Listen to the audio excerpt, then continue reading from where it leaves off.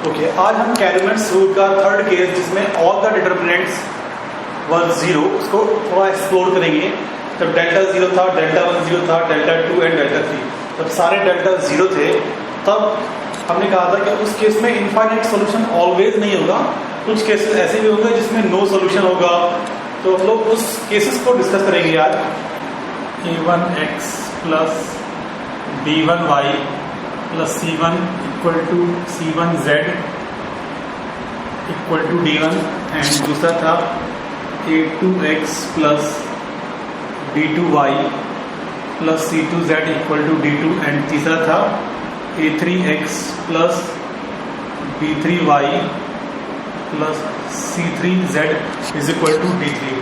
हम लोग इन तीन साइमल्टेनियस इक्वेशन को सॉल्व करने की कोशिश कर रहे थे और हमने सॉल्व करके तीन केसेस बनाए थे यहाँ पे कि जब डेल्टा जीरो था तो डेल्टा नॉन जीरो था तब एक यूनिक सोल्यूशन था, और जब डेल्टा जीरो था and delta one, delta two and delta three में से एटलीस्ट एक जो था वो नॉन जीरो था, उस केस में नो सोल्यूशन था। एंड जब तीन चारों जीरो थे उस केस में नंबर ऑफ सोल्यूशन हमने कहा था इनफाइनाइट थे। अब पूरे प्रोसेस को हम लोग पिक्चर से एक्सप्लोर करने की कोशिश करते हैं। जो ये क्वेश्चन लिखा हुआ है वो एक 3D प्लेन का एक क्वेश्चन होता है। प्लेन इन 3D प्लेन का मतलब समझते होंगे आप। जैसे मैं बात करूं XY प्लेन, आपने अगर XYZ एक्सेस के बारे में देखा है तो XYZ ये क्या होते हैं, XYZ एक्सेस। लेकिन प्लेन क्या होगा, XY जो है वो पूरा एक प्लेन होगा। जैसे अगर मैं बात करूं ये मेरा पेपर है तो ये क्या है इटसेल्फ, ये एक प्लेन है, ये एक प्लेन है, ये एक प्लेन है। मैं प्लेन की ओरिएंटेशन क्या कर रहा हूँ, चेंज कर रहा हूँ। तो ये ऐसा नहीं कि यहाँ पर खत्म हो गया, वो एक्सटेंड कर रहा है पूरा इनफाइनाइट तक हर एक डायरेक्शन में, तो इसको बोलते हैं प्लेन। तो ये 3D में एक प्लेन को रिप्रेजेंट करता है। हमको क्या ढूंढना है कि ये तीन प्लेन्स कैसे कैसे इंटरसेक्ट कर सकते हैं। तो उस सारे केसेस को हम लोग एक्सप्लोर करेंगे इन तीन प्लेन्स से।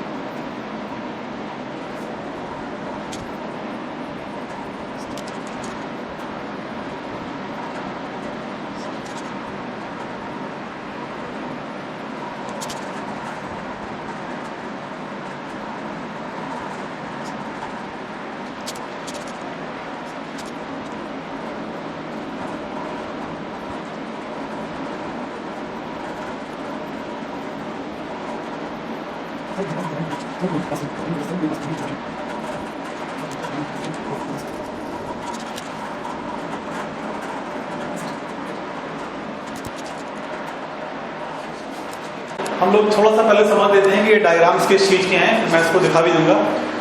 तो मैंने कहा था हर एक इक्वेशन कैलमेट्स रूल में XYZ में जो क्वेश्चन लिखा था वो एक प्लेन को रिप्रेजेंट करता है, प्लेन इन 3D।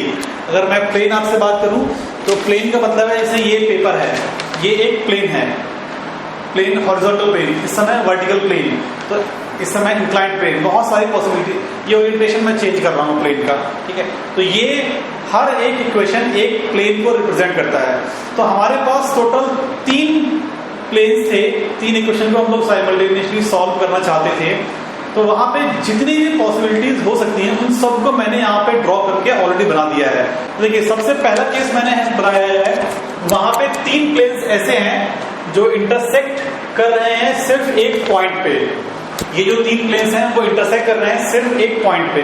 और ऐसा केस आपने देखा होगा, अगर आपने एक्स वाई जेड एक्सिस देखा है तो उन तीनों का इंटरसेक्शन पॉइंट क्या होता है, ओरिजिन। तो हमारे केस में ऐसा जरूरी नहीं है कि सारे प्लेन्स परपेंडिकुलर हो, परपेंडिकुलर नहीं भी होंगे तब भी चलेगा। बस 3 प्लेन्स का इंटरसेक्शन पॉइंट एक ही पॉइंट है, वो केस ये बना हुआ है।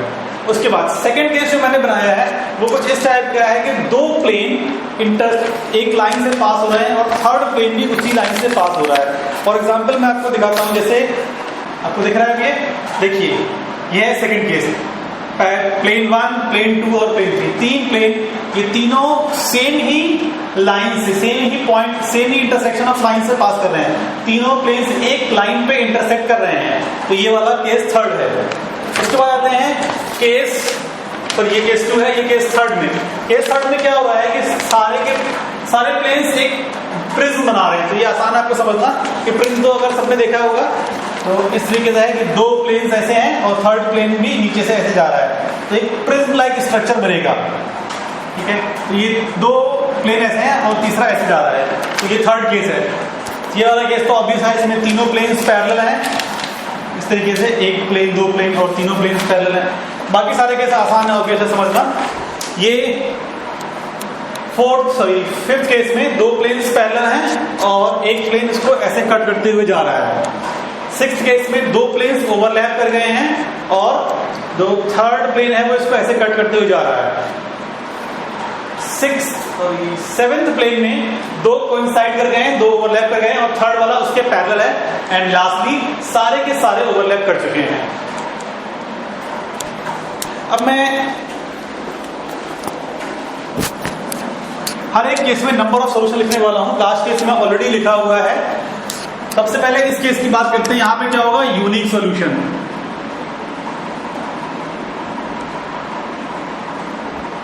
एक ही सॉल्यूशन होगा। यहां पे कितने सॉल्यूशन होंगे, इनफाइनाइट सॉल्यूशंस, क्योंकि इनफाइनाइट पॉइंट है कॉमन तीनों प्लेन के। तो यहां पे क्या होगा, इनफाइनाइट सॉल्यूशंस, ठीक है। यहां पे क्या होगा, ऐसा कोई भी पॉइंट नहीं है जो तीनों प्लेन पे एक साथ लाई कर रहा हो।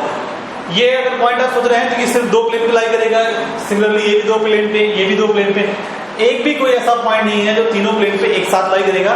तो ये कौन सा केस है, नो सॉल्यूशन। इस वाले केस में तो ऑब्वियसली आपको दिख रहा होगा कि पॉसिबिलिटी है ही नहीं इंटरसेक्शन की, तो ऑब्वियसली नो सॉल्यूशन वाला केस है। यहां पर भी ये जो प्लेन है बाकी दोनों साथ कट कर रहा है, लेकिन ये जो 2 पैरेलल प्लेन है वो आपस में कभी भी इंटरसेक्ट नहीं करेंगे। तो यहां पर भी क्या आएगा, नो सॉल्यूशन।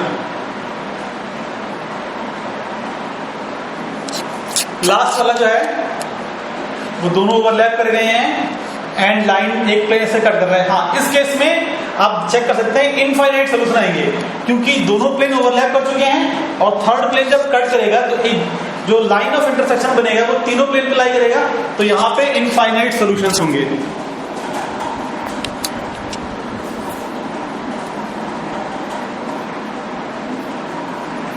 ऑब्वियसली इस वाले केस में नो सॉल्यूशन होगा, क्योंकि तीनों प्लेन कभी इंटरसेक्ट कर ही नहीं रहे हैं। एंड लास्ट केस तो तीनों ओवरलैप कर चुके हैं, तो वहां पे इनफाइनाइट सॉल्यूशंस होने वाला है। तो ये 8 टोटल पॉसिबिलिटी हैं, ये 8 टोटल पॉसिबिलिटी हैं कि प्लेन्स में क्या क्या हो सकता है। अब इन सारी पॉसिबिलिटीज को हम अपने केसेस से रिलेट करेंगे और कौन सा केस कब एग्जिस्ट करेगा उसको हम डिस्कस करेंगे। और तो मैं इसको इरेज करूंगा। आप सारे के सारे केसेस को आप या तो इसका स्क्रीनशॉट रखिए और उससे रेफर करिए। मैं केस को केस नंबर से रेफर करूंगा, ओके।